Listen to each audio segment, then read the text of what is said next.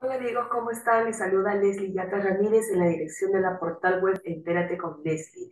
En nuestra semana de actualidad vamos a tener en el programa a una distinguida invitada, a la doctora Delia Muñoz. Ella es decana de la Facultad de Derecho y Ciencias Políticas de la Universidad Norbert Wiener, con quien vamos a conversar el factor Antauro Humala, si puede ser o no un desencadenante conflicto social de naturaleza política en el Perú. Regresamos dentro de una pausa con la doctora Delia Muñoz. Digo, regresamos entonces al bloque de actualidad nacional y estamos con nuestra invitada de la semana, la doctora Delia Muñoz. Ya fue presentada al inicio del programa. Muy buenos días, doctora Muñoz. Muchísimas gracias por estar con nosotros en el programa Entérate con Leslie. ¿Qué tal, Leslie? Muy amable por la invitación. Doctora Muñoz, usted es experta en temas de solución de conflictos y en el Perú ya es característico, de acuerdo al último informe o reporte en julio de la Defensoría del Pueblo, que tenemos más de 208 conflictos y además se suma posiblemente uno con la liberación de Antauro Humala por los antecedentes de este personaje, por su forma de ser, por las declaraciones que ha brindado a la prensa cuando salió en libertad y que manifiesta expresamente su no arrepentimiento por lo que sucedió en el Andahuaylazo. ¿Cree usted que este personaje, Antauro Humala, podría ser un factor que desencadene en un conflicto social de naturaleza política en el Perú?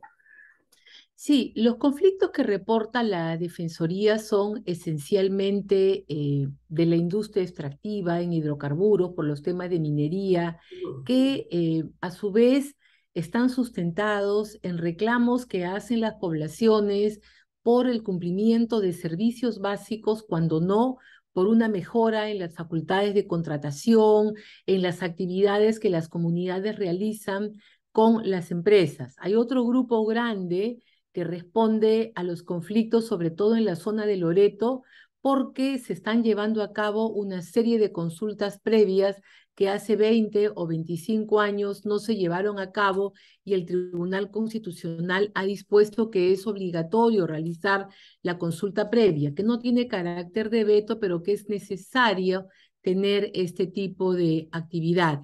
Luego tenemos de que muchos de los conflictos son por demarcación territorial, y ahora último por el tema del agua, que es el recurso hídrico el más escaso en este momento, y también por asuntos vinculados a temas de la pandemia. Entonces, la gama de conflictividad que afronta el país desde el año pasado tiene unos ribetes como nunca antes en número de conflictos que vamos conociendo. Ahora, el conflicto político no está reportado como tal en la Defensoría del Pueblo, a pesar de que estamos viendo de que todas las semanas y con casi todos los días tenemos tensiones y problemas muy fuertes entre el Poder Ejecutivo y el Poder ¿Cierto? Legislativo. Sin embargo, usted me hace la pregunta sobre la salida del reo, del condenado Antauro Humala. En primer lugar, hay que tener en consideración varios puntos. Estamos hablando de una persona que perdió su libertad hace más de 17 años. Ujú. Todas las personas que han sufrido una pérdida de libertad de esa naturaleza necesitan un espacio para poder adecuarse al medio en el cual se quieren reinsertar, ¿no? Calcule usted nosotros con el año y un poco más de encierro por el COVID, cómo nos hemos afectado. Multiplíquelo eso. Entonces, acá hay un factor de la persona.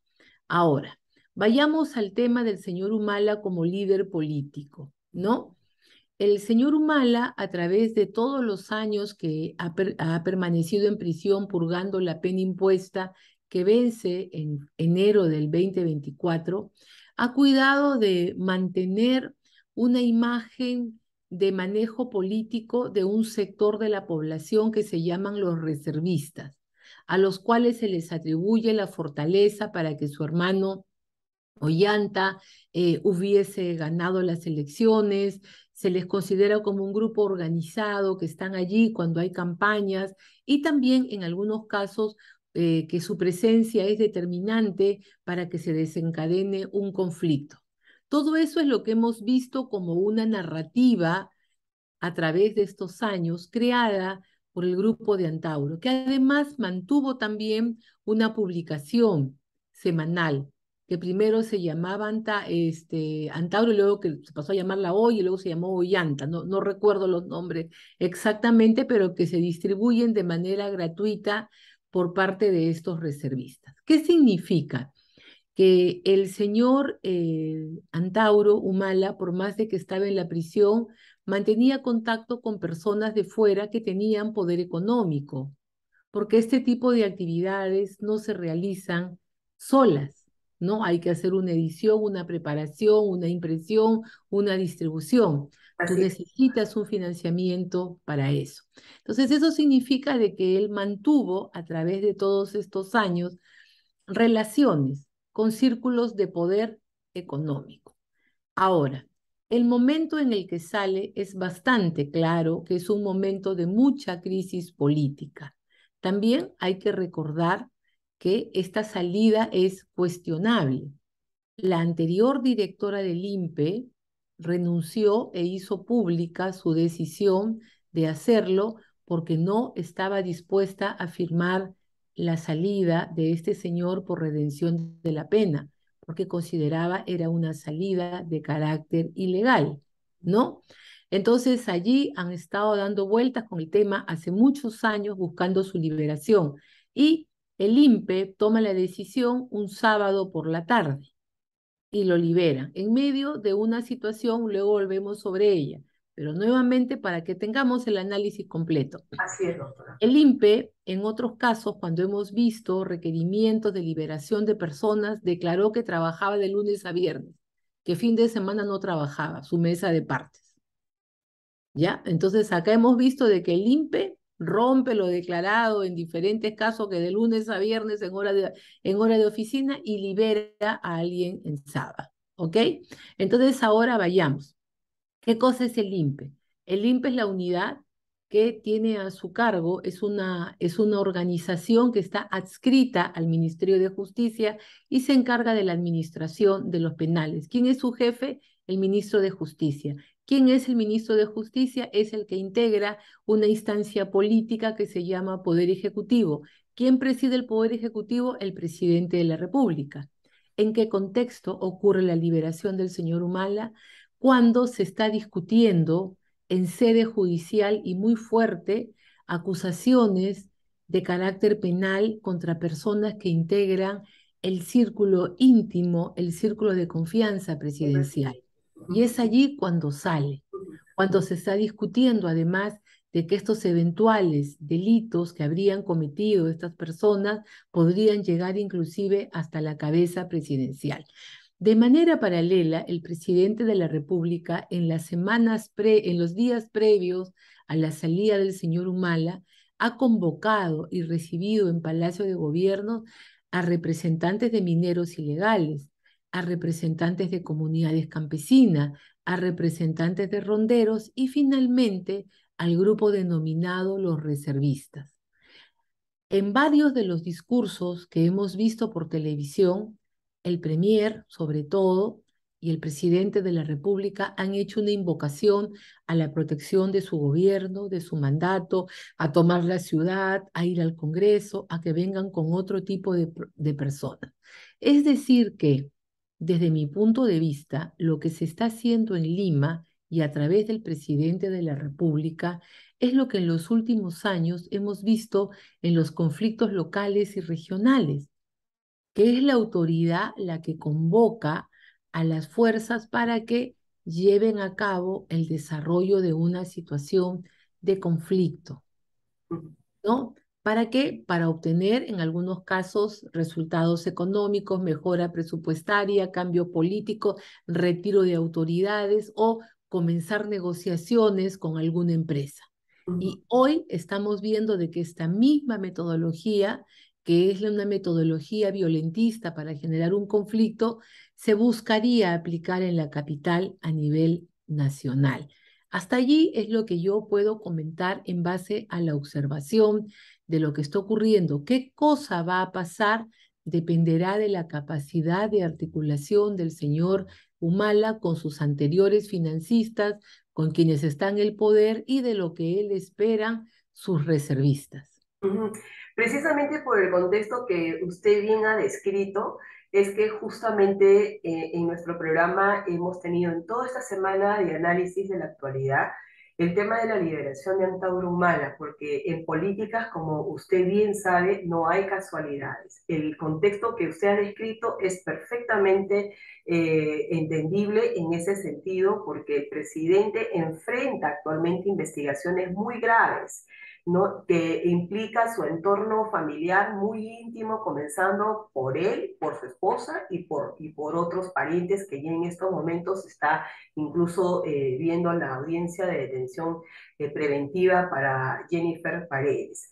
En este contexto es que sale, se le otorga la libertad al señor Antauro Humala, lo que, digamos, permite por lo menos tener una perspectiva o percepción inmediata de las cosas de que podría, no por su personalidad y antecedentes y o declaraciones que dio al salir del penal y decir, no con toda claridad que él no estaba arrepentido de lo que había hecho en Andahuaylas, lo cual a mí me llama la atención, porque una persona que no está arrepentida de los asesinatos que cometió y los hechos por los que fueron condenados, entonces me da que pensar que podría ponerle todo este tema de olas de violencia, que es por el primer canal por donde se comienza a generar el conflicto ya a un nivel mucho más intenso. Entonces, por eso quería tratar con usted, que es una experta en el tema de solución de conflictos. ¿Cómo Mire, podríamos ver esta situación? O sea, tenemos que mantenernos en alerta, doctora, por un lado, y dos, sí, quisiera que me sí. responda por qué la Defensoría del Pueblo no reporta este tipo de conflictos de carácter político. ¿Sería conveniente que también lo haga? Mire, sería bueno que la Defensoría del Pueblo de repente arme un punto más sobre el tema del conflicto político, porque me parece que es absolutamente necesario para hacer el análisis de la realidad, ¿no? Vayamos por partes. El señor Humala ha tenido una redención de la estadía en la cárcel. Mm, Su pena continúa vigente. sí, mm, Su condena termina en el 2024. Lo que correcto. le han dicho es, por buena conducta Ajá, y porque has estado trabajando y estudiando, te consideramos que has cumplido los días necesarios como para que puedas ir a tu casa. mm, Pero no significa de que ya cumplió su condena, uno, ¿no? Y fíjate de que cuando hablamos de redención de la pena y cuando se piden acoger a este tipo de beneficios, uno de los requisitos es tu redención. Acá las víctimas realmente no tienen un apoyo jurídico apropiado. mm, No he visto hasta ahora a nadie que salga a defenderlos, pero alguien que no se declara arrepentido de lo que ha hecho, ¿no? Y sale a decirlo abiertamente, es bastante discutible que califique para mantener una situación de beneficios por penitenciarios, ¿no? supuesto. Mm, Vayamos por otra cosa más. En el Perú, en los últimos años, se mm, ha desarrollado una carrera política en base a la violencia. El conflicto es el mecanismo por el cual algunos líderes transitan la ruta hacia el acceso al poder. ¿De qué cosa estoy hablando? Que ante la carencia de estructuras de organizaciones políticas, ante la negativa a debatir sobre ideología, sobre forma de gobierno y de pensamiento, con una gran presencia de dinero ilegal proveniente del narcotráfico y de la minería ilegal, mm, entonces la mejor manera de llegar al poder, la mejor forma de capturar el poder en época electoral, porque se usan las estructuras constitucionales, es generando un liderazgo al amparo de un conflicto. mm, mm, mm. ¿Estoy devariando, señora Muñoz? No. Le puedo poner ejemplos, ¿no? Goyo Santos llegó a a la región Cajamarca después del enfrentamiento muy fuerte con el gobierno del señor Humala, ¿no? Oro no, agua sí, y llegó directamente. Cáceres Yica Ujú, ha ganado recientemente en Arequipa, el señor Zenón en Moquegua, ¿no? Y así puedo decirle el señor Adubiri en Puno, el propio señor Vizcarra que gana la región Moquegua luego del Moqueguazo.